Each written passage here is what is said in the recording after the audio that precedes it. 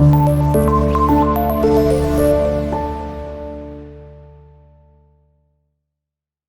वालेकुम स्टूडेंट्स, कैसे हैं आप सब। उम्मीद है आप सब खैरियत से होंगे। मैं हूं खतीजा अब्दुल क़य्यूम और मैं आपको हिस्ट्री पढ़ाऊंगी ग्रेड 7 की।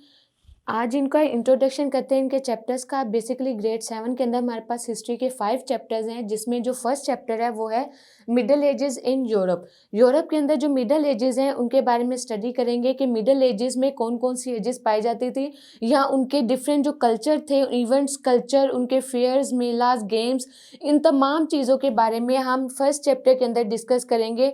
इनके बारे में डिटेल के साथ पढ़ेंगे कि मिडल एजेस के लोग जो थे उनका कैसा कल्चर था, वो किस तरह से, उनका रहन सहन कैसा था, उनमें आर्ट्स और गेम्स वगैरह किस तरह से पाई जाती थी, या कौन सी गेम्स बहुत ज़्यादा मशहूर थी।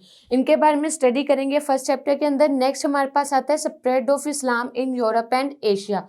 जैसे कि हमने यहाँ पे पढ़ा कि यहाँ पे मिडल एजेस के बारे में पढ़ेंगे। नेक्स्ट हमारे पास है कि इस्लाम किस तरह से फैला यूरोप और एशिया के अंदर। यूरोप के ईस्ट और वेस्टर्न साइड में इस्लाम किस तरह से स्प्रेड हुआ, कैसे उसे फैलना स्टार्ट किया, और वहाँ पे किस तरह से उनकी हुकूमत आई, उसके बारे में स्टडी करेंगे। और डिफरेंट यहाँ पे डिनेस्टीज़ के बारे में इसको फर्दर कैरी ऑन करेंगे। नेक्स्ट हमारे पास चैप्टर नंबर 3 है मुस्लिम डिनेस्टीज एंड क्रूसेड्स।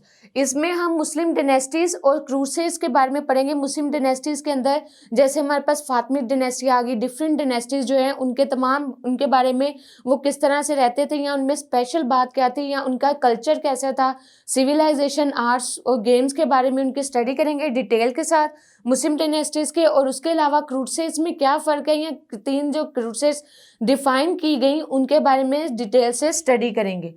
नेक्स्ट हमारे पास यूनिट नंबर 4 आ जाता है, जो कि है मुस्लिम इन साउथ एशिया।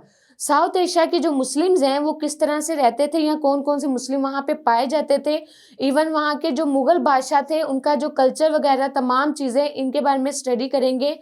यहाँ पर जैसे मुग़ल एम्पीरियर्स हो गए, उसके अलावा मुग़ल एम्पायर के अलावा दो इनके तमाम 1 बाय 1 जो मुग़ल एम्पायर आए, उन तमाम के बारे में यहाँ पर हम पढ़ेंगे मुस्लिम इन साउथ एशिया के अंदर यूनिट नंबर 4 में। नेक्स्ट हमारे पास आ जाता है modern period in Europe.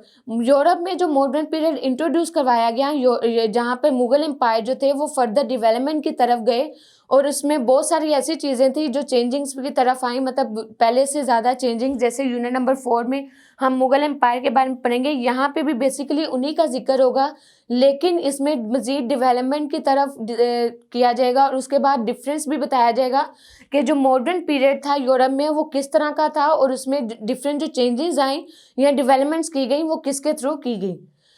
So students, ये था हमारे पास टॉपिक, ये हमारे पास तमाम टॉपिक्स थे यूनिट फर्स्ट 5 यूनिट, जिनको हमने अभी इंट्रोडक्शन जिनका किया। उम्मीद है कि आपको ये पढ़ने में इजी रहेगा और अच्छे से समझ आएगी इसके लेक्चर्स जैसे भी आप देखेंगे।